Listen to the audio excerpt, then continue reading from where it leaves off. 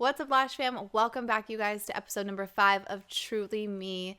What a crazy couple weeks or month it has been for everybody around the world. It is just absolutely insane what's going on. I have been stuck in the house for a month straight. It's a little over a month now. And every day it gets a little bit harder to get through it, but we're getting through it, and I just hope that everybody else out there is doing okay.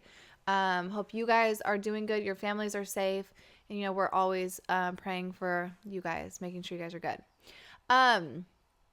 So I know a lot of you guys are still currently out of work. If you are out of work, drop a comment, let us know what you're doing during this time to stay busy. Keep your mind off stuff. I think it's really important during this time to continue to still practice lashing and, grab out your mannequin heads or sit down and make some fans and just really practice during this time. And let's not get rusty or get, we want to stay motivated during this time while we are not able to go to work. On a side note, I've been seeing that obviously we can't lash our clients, but I've been seeing what a lot of lash artists are doing is they are buying strips off Amazon. And then there are those practice strips that we use on like the mannequin heads. You can buy those on Amazon. What people are doing, these lash artists are doing, is they're creating custom falsies, like a set falsie for their clientele, which I think is really, really innovative, smart, and you get to still make some money while obviously we can't see our clients every 2 weeks, but you guys can create custom sets using these lashes. And I think that's a really cool idea. So, there's always that option. In the meantime, to boost up, keeping your sales going or keeping people's lashes healthy, we definitely recommend getting a serum during this time. We have just launched our eyelash enhancing serum, and this is a good time for your clients to really take care of their lashes. So offering them a lash serum to use during this time period where they probably don't have lashes on, and getting those lashes really strong and healthy. So we recommend buying that. We offer it at a price where you can retail it at a higher price. So I believe we retail it at $42, and then our retail suggestion price is around $60 to $65. So they apply the serum daily up to 6 weeks. They're going to see a 55% increase in their natural lashes. This is going to help grow their current lashes, and then it's also going to help grow new lashes. Maybe if they have damaged lashes or weak lashes, this is such a good time. So if you guys want to, make a couple bucks off of that, we definitely recommend offering a serum to your clients during this time. So there are different ways to still kind of make some money during this whole pandemic that we're hoping is over soon, okay? All right, well, we are going to jump into this episode. We're going to be talking about how to build your clientele, or if you're a new lash artist or if you're a current lash artist, how to build or keep your clientele after this pandemic is over and behind us. So I'm going to talk a little bit about what I did as a lash artist, how I built my clientele from the beginning, and what I would recommend you guys doing to keep that clientele. We want to definitely see our clientele every 2 to 3 weeks. So how to do that, and how are you guys going to get back on your feet after this? So for me, when I started, I had just moved back from Georgia, so I had no clientele whatsoever here in California. And I took a little break from when I moved to Georgia back here, so I wasn't lashing for a little bit. But then I decided to start lashing again. So what I did was the area which I moved to, I grew up in that area, so I had some friends in the area, or acquaintances, people that I knew. So what I did was I posted on Instagram and let them know that I'm going to start lashing again and that I would be doing in-home visits or services. So I didn't have a salon to go to, and I didn't want people coming to my house, so I would go to their house. Now, there's pros and cons to it. The pro is people love, love, love to get services done in your house. Like if you've ever done like an in-home like massage, or like I have my physical therapist, he comes to my house, or even like a tattoo artist, things like that. It's just so much more convenient to have them come to you. So people love that idea. The con is that you have to pack all your shit up every day and haul it in and then haul it out, and the room temperature and things like that, climate control, all that stuff is hard, but it's worth it if you're trying to build your clientele fast. So that is what I did. I did in-home visits for about 3 months, and then I moved to a different area, and at that point I had started having people come to me. So I had already built a pretty solid 6 or 7 clients that I would see repeatedly every 2 weeks, and that's the whole goal, right? We want our clients to come back to us. So and at the time when I was building the clientele, I had a lower rate because I was just starting building my clientele. So we don't want to like overcharge at the time, but so anyways, back to this. Okay. So I had built my clientele, a solid foundation, but obviously I wanted it to grow. So we have to remember that our clients are our walking advertisement, and this is why I always preach that you guys should really, truly take your time on your clients, because we want them to show the best work. And they're walking around with it on every day, so it's like perfect for you. So definitely get some kind of game plan intact. Like I did a referral program where if they referred a friend, they would get $10 off their appointment, and then their referral or whoever was coming new would get $10 off their initial appointment. So people love deals. People love free things. I would do a free lash set giveaway every month.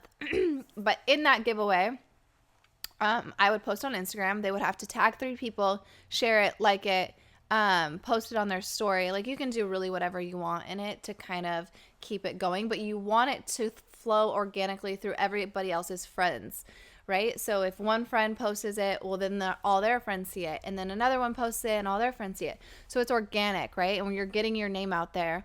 And we have to remember that social media is such a huge platform to really showcase your work.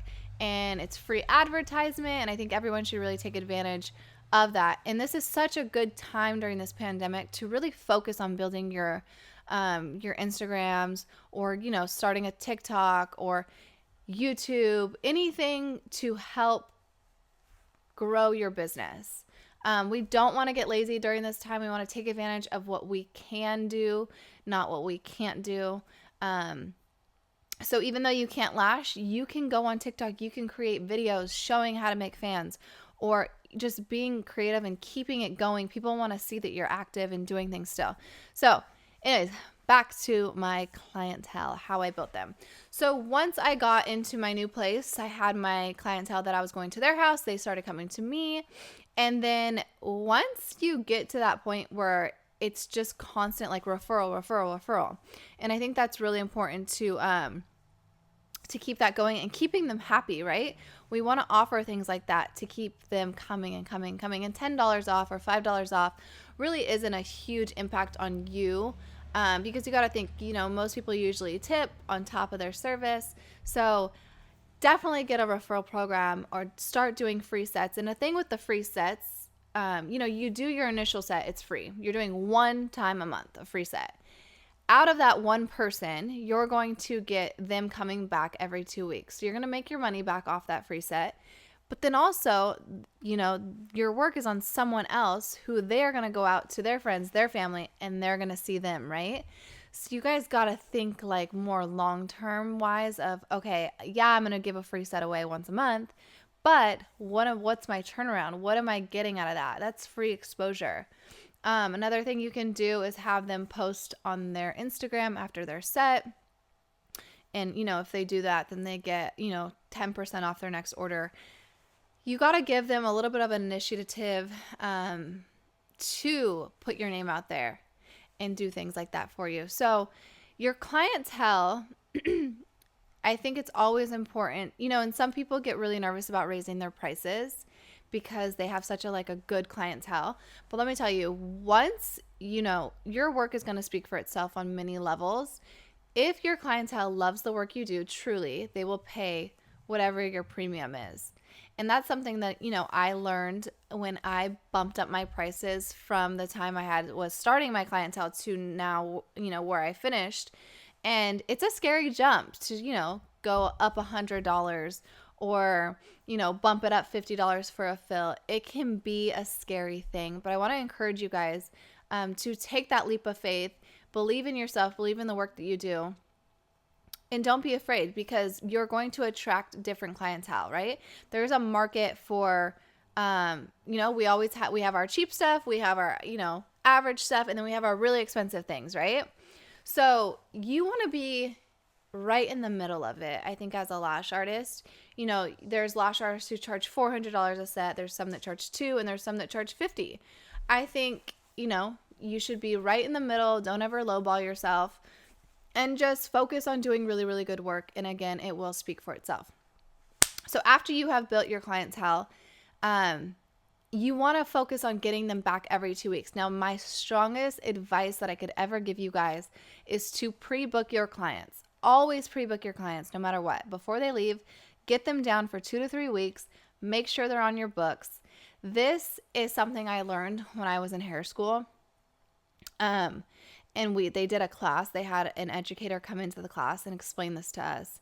And it's all something that's like psychological. It's something in your brain that if you were to let someone walk out the door, right, the chances of them coming back are going to be a lot lower than if you pre-book them for a fill before they leave. They're on your books. They know they have to come see you in 2 weeks. And it's just so much more of a security thing. Now, I would also highly recommend keeping things in place, having policies, okay? Don't let people take advantage of you. Definitely have like a 24-hour cancellation policy intact. This is going to give people the incentive to come to you, take you seriously, not lose their spot. No one wants to pay a $25 cancellation fee. They would rather just show up to the appointment. And this can be as strong or weak as you would like it. For me, I started off really weak in it, where I was like, if you cancel 24 hours, you have to pay a fee. Then it got to the point where I was like, okay, if you cancel 24 hours, you have to pay for your missed appointment in order to come back, right? If you want to book another appointment with me, you have to pay for that full missed appointment if you did not give me a 24-hour notice. And I think that's fair, because we as lash artists, this is our only income, right? We want people to take us seriously.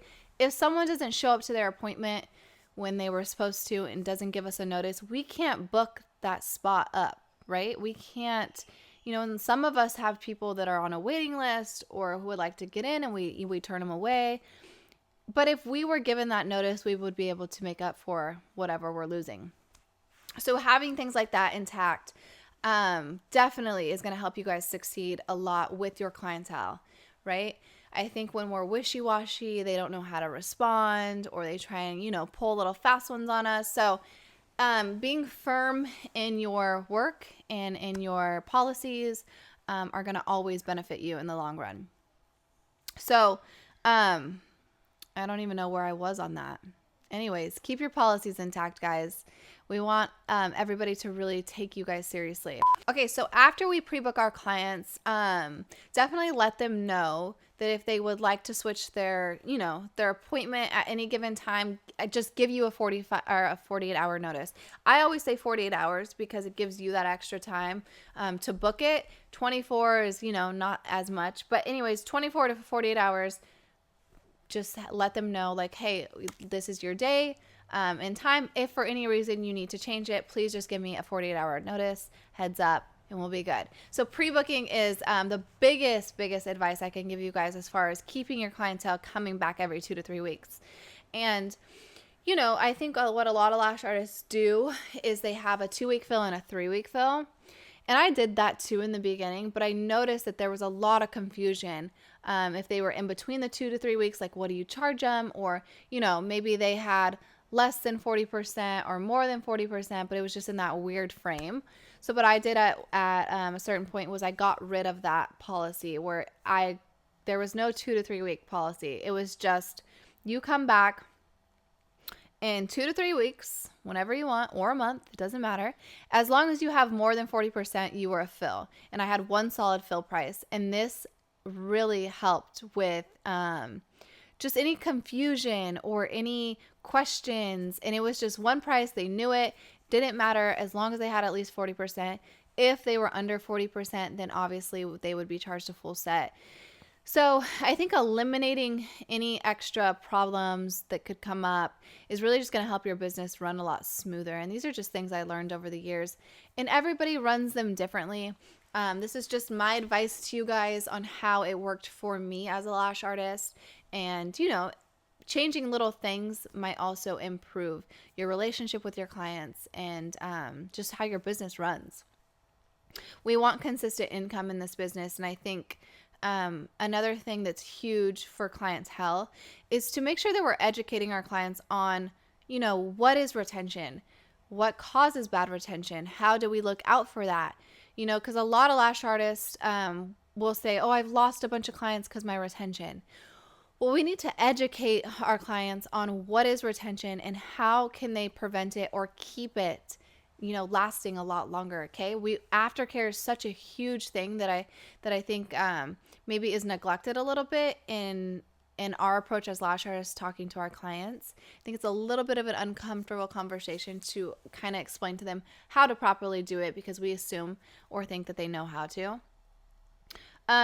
Giving them really high quality products as aftercare. We just launched a sealant that is an aftercare product that is to be used 48 hours after service. Okay.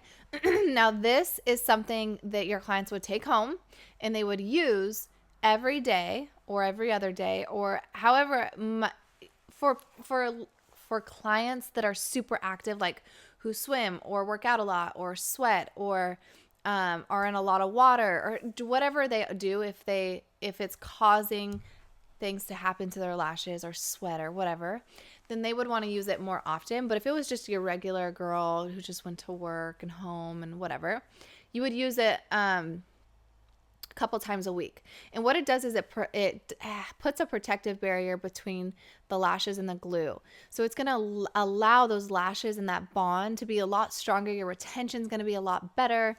So these are little things, giving them a really good cleaner. We always recommend Prolong Lash Cleaner. It's amazing, pH balance, things like that. So we want to help them to understand the rules of lashing, right? What you can and cannot use, what we recommend and don't recommend, and then giving them aftercare products that are really going to help their lashes last a lot longer. Now, this is going to benefit you and them both. Okay, so really just be educational. I think it obviously like knowledge is power, right?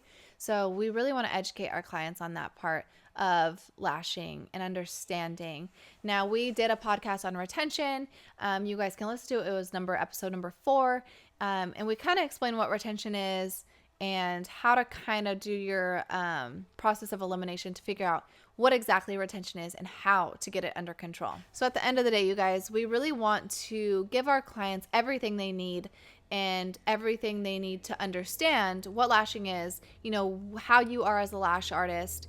And it's all about understanding and having a really good foundation and platform for everyone involved.